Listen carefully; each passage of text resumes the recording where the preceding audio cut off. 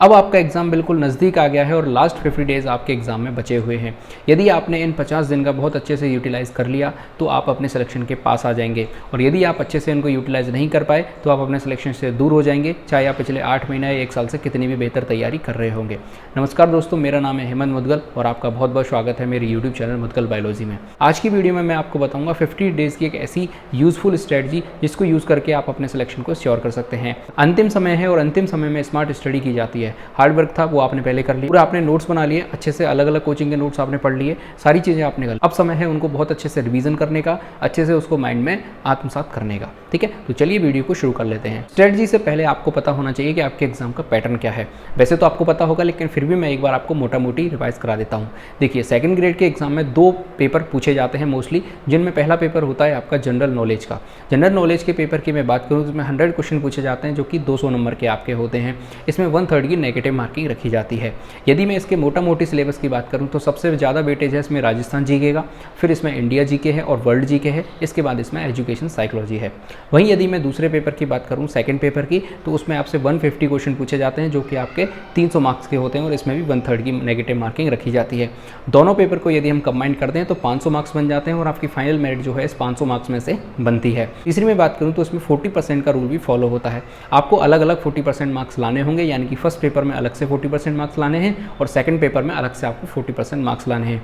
वही यदि मैं कैटेगरी वाइज स्टूडेंट की बात करूं तो उनको 35% मार्क्स लाने होते हैं दोनों एग्जाम में अलग अलग। फर्स्ट पेपर में 30% मार्क्स और सेकंड पेपर में 30% मार्क्स। ये आपके मिनिमल जो है पासिंग मार्क्स हैं, इतने कंपलसरी आपको लाने ही होंगे, तब आप सिलेक्शन की रेस में शामिल हो पाओगे। यदि किसी भी पेपर में आपके इतने % मार्क्स नहीं आते हैं मिनिमम, तो आप ऑटोमेटिक सिलेक्शन से बाहर हो जाओगे।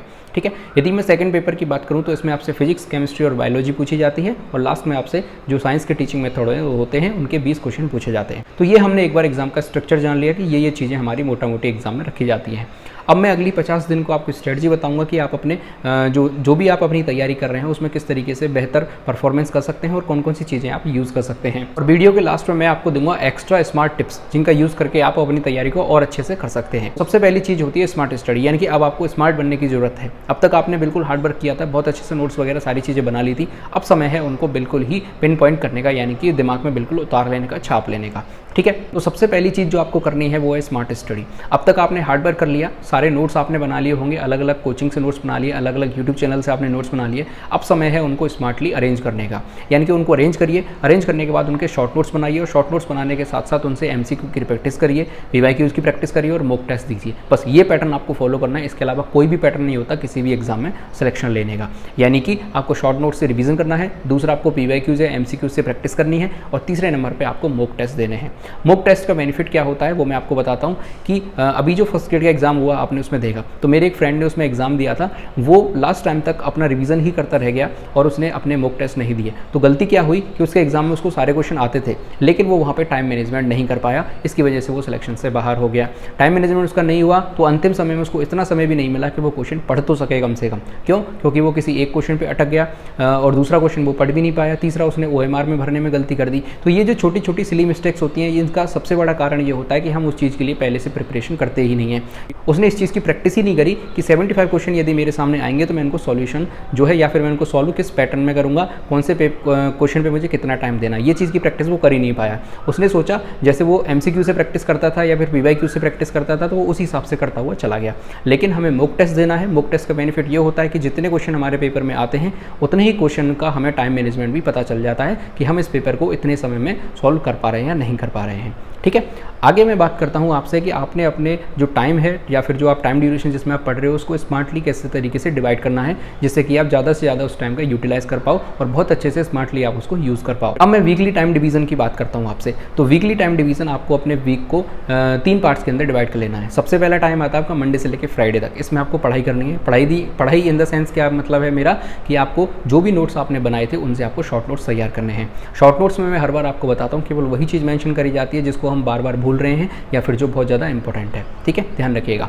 अब जब मंडे से फ्राइडे तक आप उसको पढ़ रहे हो, पढ़ने के बाद आपको सैटरडे के दिन टेस्ट लगाना है। टेस्ट आप कैसे लगाओगे, तो आप या तो फुल लेंथ टेस्ट दे सकते हो, या फिर टॉपिक वाइज टेस्ट दे सकते हो, या फिर सब्जेक्ट वाइज आप टेस्ट दे सकते हो, कैसे भी दे सकते हो, लेकिन आपको सैटरडे के अंदर केवल टेस्ट देना है। अगली बात करें हम, संडे आएगा। संडे में आपको जो टेस्ट आपने दिया था उसको केवल और केवल एनालिसिस करना है। जो टॉपिक का आपने टेस्ट दिया था, जो क्वेश्चन आपसे नहीं हुए थे, उनको आपको लिखना है कि ये किस टॉपिक से आए थे और किस वजह से मुझसे गलत हुए, यानी कि उसका केवल और केवल आपको एनालिसिस करना है। अब मैं बताऊंगा आपको जो आपका डे है, जैसे मान के चलिए मंडे है, Monday, Tuesday, Wednesday, Thursday, Friday, Saturday, Sunday, इन सारे जो आपका समय है इसको आप 2 पार्ट्स के अंदर डिवाइड कर लीजिए। यानी कि एक आपने मॉर्निंग का स्लॉट ले लिया, सुबह 7 बजे से लेके सुबह 6 बजे से लेके दोपहर 1 बजे तक, 2 बजे तक, जितना भी आपको सूटेबल लगता है। फिर आपने अपना लंच किया, लंच करने के बाद आप थोड़ा सा सो सकते हैं, जो भी आपको ठीक लगे टाइम टेबल। उसके बाद आपका एक अगला स्लॉट हो जाएगा इवनिंग का, यानी कि आपको पूरे जो टाइम है, पूरा जो डे है, उसको 2 स्लॉट के अंदर बांट लेना है। एक आपका मॉर्निंग शिफ्ट हो गई और एक आपकी इवनिंग शिफ्ट हो गई। अब आपको मॉर्निंग शिफ्ट के अंदर पढ़ना है अपना पेपर फर्स्ट, यानी कि जो जीके वाला पेपर है, और जो इवनिंग वाली शिफ्ट हो गई उसमें आपको अपना सेकंड पेपर पढ़ना है, यानी कि सब्जेक्ट वाला साइंस आपको पढ़नी है। अब मैं दिन का टाइम टेबल आपको बताता हूँ। जैसे फॉर एग्जांपल आज मंडे है, मंडे के दिन आप मॉर्निंग की शिफ्ट में आपको बताया कि मुझे पेपर फर्स्ट पढ़ना है, तो आपको सबसे पहले 1 घंटे के अंदर राजस्थान जीके को उठा लेना है। राजस्थान जीके का कोई भी टॉपिक आप उठा सकते हो, XYZ। मान के चलिए आपने सभ्यताओं वाला टॉपिक उठा लिया, बहुत ही छोटा टॉपिक है, आप 1 घंटे के अंदर उसको कवर कर सकते हो। फिर नेक्स्ट अगले घंटे के अंदर आपको क्या करना है, इंडिया जीके या फिर वर्ल्ड जीके, इसको आप अल्टरनेशन डे में ले सकते हो। जैसे आज मैंने इंडिया जीके का टॉपिक उठाया, तो कल मैं वर्ल्ड जीके का टॉपिक उठा लूंगा, वो आप अपने हिसाब से मैनेज कर सकते हो, लेकिन आपको 1 घंटा ही देना है इंडिया जीके और वर्ल्ड जीके का। अगले 1 घंटे में आपको क्या करना है, 30 मिनट आपको साइकोलॉजी पढ़नी है और 30 मिनट आपको पढ़नी है आपकी करंट जीके, ठीक है। यानी कि अगले जो 1 घंटा है उसको आपको 30-30 मिनट के अंदर डिवाइड कर देना है। 30 मिनट आपको साइकोलॉजी पढ़नी है, एक टॉपिक पढ़ना है, और 30 मिनट आपको करंट अफेयर्स का एक टॉपिक पढ़ना है। इसके बाद अगले स्लॉट में 30 मिनट आपको MCQ की प्रैक्टिस करनी है।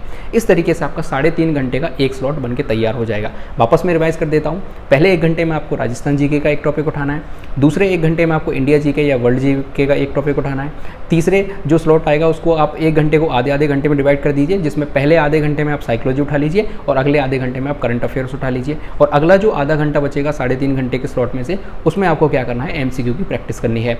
अब MCQ की प्रैक्टिस आप कैसे भी कर सकते हैं, या तो आप राजस्थान जीके की प्रैक्टिस कर लीजिए, करंट अफेयर की प्रैक्टिस कर लीजिए, साइकोलॉजी की प्रैक्टिस कर लीजिए, या फिर आप इंडिया या वर्ल्ड जीके की प्रैक्टिस कर सकते हो। अब इस 1-1 घंटे वाले स्लॉट में यदि आपको नहीं जमता है तो आप इसमें क्या चेंज कर सकते हो। जैसे मान के चलिए 1 घंटे मैंने राजस्थान जीके का टॉपिक पढ़ा, तो आप क्या कर सकते हो, 45 मिनट्स में यदि आपका टॉपिक कंप्लीट हो जाता है तो शेष जो 15 मिनट बच रहे हैं उस 15 मिनट में आप MCQ की प्रैक्टिस कर सकते हो। फिर अगले 1 घंटे में आप राजस्थान जीके वर्ल्ड जीके पढ़ रहे हो, तो उसमें 45 मिनट्स में आपका टॉपिक क्लियर हो गया, तो आपने अगले 15 मिनट में उसकी MCQ की प्रैक्टिस कर ली। ऐसे आप अपने हिसाब से चेंज कर सकते हो। अगली जो इंपॉर्टेंट चीज़ आपको ध्यान रखनी है कि मैंने यदि आपको 1 घंटा बताया है तो मैंने फिक्स 60 मिनट नहीं बताए हैं। मेरा जो मोटा मोटा कहने का मतलब वो सिर्फ ये है कि आपको एक टॉपिक पर डे के अंदर कवर करना है। चाहे वो एक टॉपिक आपका 45 मिनट में पूरा हो रहा है, 40 मिनट में पूरा हो रहा है, तो आप अगला टॉपिक शुरू कर सकते हो। ऐसा कुछ नहीं है कि आपके ऊपर कोई बाउंडेशन लगी है कि आपके पास खाली टाइम बच रहा है तो आप उसको वेस्ट कर रहे हो, ऐसा कभी भी नहीं करना है। यदि आपके पास टाइम बच रहा है तो आप उसका यूटिलाइज करके अगला टॉपिक शुरू कर सकते हो। दूसरी चीज़, यदि आपको टॉपिक में ज़्यादा टाइम लग जा रहा है, जैसे मान के चलिए मैंने 45 मिनट्स का टाइम आपको बताया और आपको 1 घंटे से ज़्यादा उसमें टाइम लग रहा है, 1 घंटा 20 मिनट लग रहा है, तो लगने दीजिए, कोई प्रॉब्लम नहीं है। क्योंकि ये जो टाइम लगेगा ये हमारा काम आएगा जब अपन दोबारा रिवीजन करेंगे, वापस जब अपन शॉर्ट नोट से रिवीजन करेंगे तो वो टाइम हमारा कम लगेगा बजाय इसके, ठीक है। तो वो जो टाइम टेबल है आप अपने हिसाब से सेटअप कर सकते हो। ऐसा फिक्स नहीं है कि 60 मिनट का आपने टाइमर लगा दिया कि 60 मिनट होते ही टॉपिक बीच में छोड़ दिया, ऐसी गलती कभी भी नहीं करनी है। MCQ की प्रैक्टिस जो है आपको जरूर से करनी है, क्योंकि यदि आप पढ़ लेंगे और पढ़ने के बाद आप MCQ की प्रैक्टिस नहीं करेंगे तो आप इस वजह से पिछड़ जाओगे, क्योंकि आपको ये नहीं पता चलेगा कि इस टॉपिक में एक्चुअल में क्वेश्चन बनते कैसे हैं। अभी RPSC ने अपना पेपर पैटर्न चेंज कर दिया है। अभी आपने देखा होगा फर्स्ट ग्रेड का पेपर हुआ, उसमें उसने पूरा पैटर्न चेंज कर दिया। पहले जो पैटर्न पूछा जाता था वो रटंत विद्या वाला पैटर्न था, लेकिन अभी जो पैटर्न पूछा जा रहा है वो बिल्कुल एनालिसिस बेस्ड जो पेपर है वो बनाए जा रहे हैं। इस तरीके से आपका मॉर्निंग वाला जो स्लॉट है वो कंप्लीट हो जाता है। इसके बाद आप अपना लंच करिए, कुछ भी करिए, जो आपको करना है वो आप कर सकते हैं। अब मैं बात करता हूँ इवनिंग स्लॉट की। इवनिंग स्लॉट में आपको क्या करना है, जैसे हमारे पास फिजिक्स है, केमिस्ट्री है, बायोलॉजी है और टीचिंग मेथड है। इसके बाद हमें इनकी प्रैक्टिस भी करनी है। तो सबसे पहला जो इवनिंग वाला स्लॉट आता है, चाहे आप उसे 2 बजे से शुरू कर सकते हो, 3 बजे से शुरू कर सकते हो, और रात के 9, 10, 11 बजे तक वो स्लॉट चलेगा, तो उसमें हमें पढ़ाई भी ज़्यादा करनी पड़ेगी। सबसे पहले यदि मैं बायोलॉजी की बात करूं तो बायोलॉजी के आपको 1.5 से 2 घंटे का टाइम देना है। 1.5 से 2 घंटे में आप अपना टॉपिक पढ़िए, चाहे एक टॉपिक पढ़ें चाहे 2 टॉपिक पढ़ें, और उसके क्वेश्चन लगाइए ज़्यादा से ज़्यादा। क्वेश्चन प्रैक्टिस आप कहाँ से कर सकते हैं वो मैं आपको बता देता हूँ। सबसे पहले PYQs को आपको फोकस करना है, PYQs को क्वेश्चन करने हैं आपको। इसके अलावा LN के जो मॉड्यूल्स आते हैं उनके पीछे एक्सरसाइज बनी हुई है, वहाँ से आप प्रैक्टिस कर सकते हो। इसके अलावा जो नीट की जैसे MTG की आती है फिंगर टिप्स, वहाँ से आप प्रैक्टिस कर सकते हो। USS की जो स्कोरर बुक आती है वहाँ से आप प्रैक्टिस कर सकते हो। इसके अलावा जो ओम सिंह जी भाटी सर हैं उनकी जो बुक आती है वहाँ से आप प्रैक्टिस कर सकते हो, ऐसे आप उसकी प्रैक्टिस कर सकते हो। ठीक है, यानी कि आपको 1.5 से 2 घंटे का टाइम केवल और केवल बायोलॉजी को देना है, क्योंकि बायोलॉजी ही ऐसी सब्जेक्ट है जो हमको बचा सकती है। ठीक है, इसमें ही अपने आप को इंप्रूवमेंट लाना है, क्योंकि देखिए फिजिक्स जो सब्जेक्ट है वो सबकी एक जैसी होती है मोस्टली। ठीक है, कोई उसमें ओवर द टॉप नहीं होता। जो बच्चे होते हैं मैथ वाले जो इस एग्जाम में बैठते हैं उनको छोड़ दें यदि अपन, तो सारे बच्चे एक जैसे ही होते हैं। तो अपने जो लीड लेंगे वो केवल बायोलॉजी सब्जेक्ट में लेंगे। इसके बाद मैं बात करता हूँ केमिस्ट्री। केमिस्ट्री को भी आपको लगभग 1 से 1.5 घंटा देना है। 1 से 1.5 घंटे आप उसको पढ़ लेंगे, उसके बाद आपको उसकी प्रैक्टिस भी कर लेनी है। ठीक है, तीसरे स्लॉट में आपको फिजिक्स पढ़नी है। फिजिक्स आपको 1 घंटा से लेकर 1.25 घंटे आपको फिजिक्स पढ़नी है, उसकी प्रैक्टिस भी आपको करनी पड़ेगी। इसके बाद आपको क्या करना है, 30 मिनट की जो पेडागोजी है यानी कि अपना जो टीचिंग मेथड है उसको अल्टरनेशन डे पे रिवीजन करना है, क्योंकि पेडागोजी है इतनी बड़ी सब्जेक्ट नहीं है और इतने वहाँ से क्वेश्चन भी नहीं आएंगे कि अपन को ज़्यादा टाइम उनको देना पड़े। 20 क्वेश्चन का टाइम है तो अपने को उसको उतना ही टाइम देना है कि अपन 20 क्वेश्चन में अच्छे से कर पाएँ। तो आपको क्या करना है, अल्टरनेशन डे पे उसका रिवीजन करना है। जैसे आज कर ली, फिर बीच में गैप दे दिया, फिर अगले दिन करेंगे अपनों का, फिर बीच में गैप दे दिया, अगले दिन करेंगे, यानी कि वीक में वो 3 बार हमारी रिवाइज हो जाएगी और उसको 30-30 मिनट 35-35 मिनट आपको पढ़ना है। ठीक है, इससे आपके आसानी से क्वेश्चन जो है 17 से 18 क्वेश्चन आप आसानी से उसके ठीक कर लोगे। इसके बाद हम बात करते हैं कि आपको लास्ट का जो स्लॉट है 30 मिनट या फिर 45 मिनट्स, उसमें आपको रिवीजन के लिए रखना है। जो आपने शॉर्ट नोट्स बना रहे हो, क्योंकि जो साइंस ऐसी सब्जेक्ट है उसमें आपको माइंड मैप्स भी बनाने पड़ेंगे, उसमें आपको जो शॉर्ट नोट्स हैं वो भी बनाने पड़ेंगे, उसमें आपको चार्ट्स भी बनाने पड़ेंगे, उसके लिए आपको फॉर्मूला जो है वो अलग से लिखने पड़ेंगे। तो जो छोटी छोटी चीज़ें होती हैं जो हमने 1 पेज या 2 पेज के अंदर लिखी हैं उनको बार बार रिवीजन करना पड़ेगा। जैसे फॉर्मूला शीट है, ठीक है, एक हमने फॉर्मूला शीट लिख ली, चैप्टर वाइज लिख ली, फिजिक्स के या केमिस्ट्री के या किसी के भी फॉर्मूला आपने लिखे, तो उसको डेली आपको रिवाइज करना है। तो एक स्लॉट आपको 30 मिनट से लेकर 45 मिनट का ऐसा रखना है जिसमें मुझे ऐसी चीज़ों का रिवीजन करना है जो कि मुझे डेली रिवाइज करनी है। जैसे फिजिक्स के फॉर्मूला हो गए, कुछ केमिस्ट्री के ऐसे रिएक्शन हो गई जैसे नेम रिएक्शन है, ठीक है, वो आपने 1 पेज पे लिख रखे हैं, तो उनको आप डेली रिवाइज करोगे तो आप बहुत अच्छे से आपके दिमाग में बिल्कुल वो छप जाएंगी सारी रिएक्शन। ठीक है, तो एक स्लॉट आपको ऐसा बना लेना है लास्ट में जाके। जब सारी चीज़ें आपकी कंप्लीट हो जाएं, फिर भी आपके पास यदि टाइम बच जाता है तो आप MCQ देख सकते हैं। इसके अलावा कोई टेस्ट आपके पास पड़े हुए हैं तो वहाँ से आप टेस्ट के क्वेश्चन देख सकते हैं। जब तक बिल्कुल आपका दिमाग थक नहीं जाए कि हाँ अब मुझे नींद आ रही है, तभी आपको सोना है। ऐसा कभी भी मत करिए कि आपका टास्क जो है कंप्लीट हो गया तो आपको चैन की नींद सो रहे हैं, क्योंकि लास्ट जो 50 डेज़ हैं, जो 50 दिन हैं, यही आपके तय करेंगे कि आपका सिलेक्शन होगा या नहीं होगा।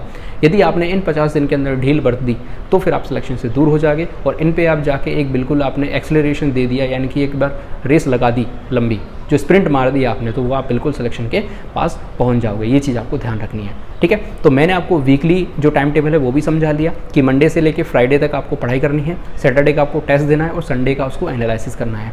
जो डे होता है उसका भी डिवाइडेशन मैंने आपको बता दिया कि मॉर्निंग के अंदर जो मॉर्निंग वाली स्लॉट होती है, जो शिफ्ट होता है, उसके अंदर आप केवल जीके पढ़ोगे और साइकोलॉजी पढ़ोगे, साथ के साथ उसकी MCQ से प्रैक्टिस करोगे। दूसरी जो शिफ्ट होती है जिसे अपन इवनिंग शिफ्ट कह रहे हैं, तो उस शिफ्ट के अंदर आप अपनी जो सब्जेक्ट है यानी कि साइंस है उसको ज़्यादा टाइम दोगे और उसको बहुत ज़्यादा टाइम आपको देना पड़ेगा। ठीक है, और उसके बाद भी अगर आपको कोई एक्स्ट्रा टाइम बच जाता है तो आप उसमें क्या करोगे, चाहे जीके के आप क्वेश्चन देख लीजिए, चाहे करंट अफेयर के क्वेश्चन देख लीजिए, पुराना कोई पेपर आपने निकाल के उसको एनालिसिस करके देख लिया, वो आप अपने हिसाब से स्वेच्छा से कर सकते हो। इस स्ट्रेटजी को फॉलो करिए और अपने ऊपर और अपने इष्ट देव के ऊपर भरोसा रखिए, आप 100% सेलेक्ट हो जाओगे। अब मैं आपको कुछ एक्स्ट्रा देने वाला हूं जो कि आपको ध्यान रखनी है। सबसे पहली चीज़ जो आपको करनी है कि सेल्फ एनालिसिस करना है। जब आप सैटरडे के अंदर टेस्ट दे रहे हो और संडे के अंदर जब आप उसको एनालिसिस कर रहे हो, तो उसको एनालिसिस ऐसा होना चाहिए कि आपको सारी चीज़ें समझ में आ जाएं कि मेरी जो गलती है वो एक्चुअल में है कहाँ। यदि आपने गलती पकड़ ली तो आप उसका सुधार भी कर पाओगे। बहुत से लोग पिछड़ इसलिए जाते हैं क्योंकि उनको अपनी गलतियाँ ही पता नहीं होती हैं कि मैं गलती कर रहा हूँ। यदि आपको गलती पकड़ में आ गई तो आप उसमें सुधार भी कर पाओगे। ठीक है, तो सेल्फ एनालिसिस करना है, ये आपको पता होना चाहिए कि मेरी गलती हो कहाँ रही है और उसमें सुधार भी करना है। केवल पकड़ना नहीं है, उसको सुधार भी करना है कि इस टॉपिक को, यदि इस टॉपिक में मुझसे गलती हो रही है तो क्यों हो रही है, क्या मुझे आता नहीं है तो मैं उसको बार बार पढ़ूंगा। क्या मुझसे कोई छोटी मिस्टेक हो जा रही है कि मैं माइनस को प्लस पढ़ लेता हूँ या प्लस को माइनस पढ़ लेता हूँ, या मैंने नहीं पढ़ा, तो आप आगे से ध्यान रखेंगे कि मैं जब भी क्वेश्चन पढ़ूंगा तो उसमें नहीं है या हाँ पूछ रहा है वो मैं देख के पढ़ूंगा। ठीक है, सेल्फ एनालिसिस आपको करना है। अगली जो वन स्टेप है वो ये है कि आपको फ्लैश कार्ड बनाने हैं, यानी कि छोटे छोटे चार्ट्स आपको बनाने हैं। जैसे साइकोलॉजी की मैं बात करूँ तो कुछ टर्म्स ऐसी हैं साइकोलॉजी में जो कि हमें बार बार रिवाइज करनी होती हैं, जिनको हमें याद करना होता है, तो उनको आपने एक पेज के अंदर लिख लिया, जिसको आप डेली रिवाइज करोगे, जो मैंने आपको स्लॉट के अंदर बता दिया था। इसके बाद आपने जैसे बायोलॉजी के अंदर कुछ चीज़ हो गई, कुछ जीके के अंदर ऐसे फैक्ट हो गए जो कि सीधे पूछे जाते हैं पेपर के अंदर, उनको उनका रिवीजन करना बहुत ज़रूरी है हमारे लिए, तो उनके फ्लैश कार्ड बना लिए, चार्ट बना लिया आपने, शॉर्ट नोट्स उनके बना लिए और उनको डेली आपको रिवाइज करना है। अगली और बहुत ही ज़्यादा इंपॉर्टेंट चीज़ है वो है आपको नेगेटिव थॉट्स पे कंट्रोल करना है। यानी कि आप तैयारी कर रहे हैं तो मान के चलिए आपके अंदर नेगेटिव थॉट्स आना लाजमी है, आपको डर लगना भी लाजमी है। क्यों? क्योंकि आप किसी चीज़ की तैयारी कर रहे हैं, तो हार जीत का डर सबको लगा रहता है। आपको फ्यूचर का आपको पता नहीं है कि मैं हारूंगा या जीतूंगा। दूंगा, तो आपको एक डर रहता है कि यार यदि मेरा सिलेक्शन नहीं हुआ तो क्या होगा, मैं लोगों से क्या अलग कर रहा हूँ कि मेरा ही सिलेक्शन होना चाहिए। ये सारी चीज़ें आना लाजमी है, नॉर्मल सी चीज़ें सबके दिमाग के अंदर आती है। जो सीरियस होकर तैयारी कर रहा है उसके दिमाग में तो ये आ रही है 100%। यदि आपके दिमाग में ये आ रही है तो बहुत अच्छी बात है कि आप सही ट्रैक पे हो। यदि नहीं आ रही है तो फिर चिंता का विषय है। क्यों? क्योंकि आप सही से तैयारी नहीं कर रहे हो, क्योंकि जो बंदा सीरियस होता है उसके दिमाग में ये सारी चीज़ें आती हैं। तो इनको आप कंट्रोल कैसे करेंगे कि जैसे आप रात को 1 घंटा आप अपने लिए दीजिए, ठीक है। उसमें आपको सेल्फ एनालिसिस करना है कि क्या मैं दिन में जो भी टास्क में सुबह उठ के मैंने लिए थे, क्या मैं उनको पूरे दिन में कंप्लीट कर पा रहा हूँ या नहीं कर पा रहा हूँ। इसके बाद आप 1 घंटे के अंदर अपनी वॉक करिए, जिससे कि आपका थोड़ी फिजिकल एक्टिविटी भी हो जाएगी।